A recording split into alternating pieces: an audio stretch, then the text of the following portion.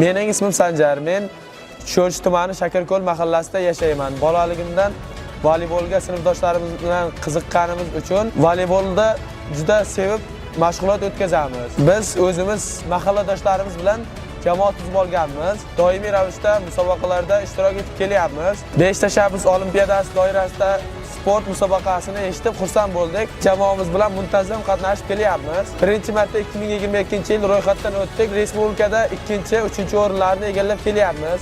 Biz doim mashg'ulotlarimizni sport maktabida olib boramiz. O'z ustimizda ishlaymiz va bu yilgi 5 tashabbus olimpiadasidan ro'yxatdan o'tib, respublikada 1-o'rinni olishga harakat qilyapmiz. Buni ustida ishlayapmiz. Yoshlarga ko'proq sport bilan shug'ullanishiga maslahat beraman.